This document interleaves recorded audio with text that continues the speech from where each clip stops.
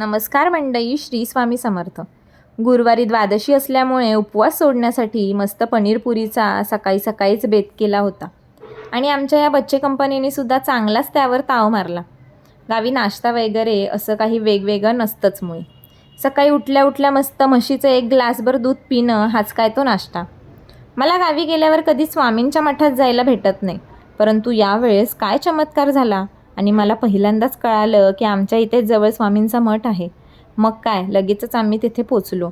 पण बघा ना, तिथे गेल्यावर असं वाटलं की माझं आणि स्वामींचं भेटणं हे आज शक्यच नाही, परंतु स्वामीच म्हणतात ना, अशक्य ही शक्य करतील.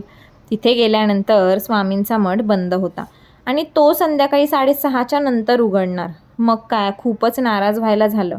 पण लगेचच लक्षात आलं की मठासमोर दत्त मंदिर देखील होतं. मग काय, तेव्हा माझा कुठेतरी जीव भांड्यात पडला आणि लगेचच मी दत्त मंदिरात गेले व दर्शनसुद्धा घेतलं.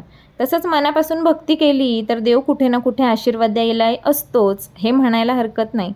त्यानंतर थंडगार असा उसाचा रस घेतला आणि नंतर गेलो ते म्हणजे सिद्धनाथाच्या मंदिरात.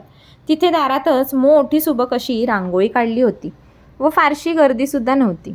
मस्त गाभाऱ्यात जाऊन दर्शनसुद्धा घेता आलं, कारण दरवेळेस जेव्हा जेव्हा येते तेव्हा इथे फारच गर्दी असते. तिथे जाण्याची माझी यावेळेसची जी इच्छा होती ती देखील पूर्ण झाली.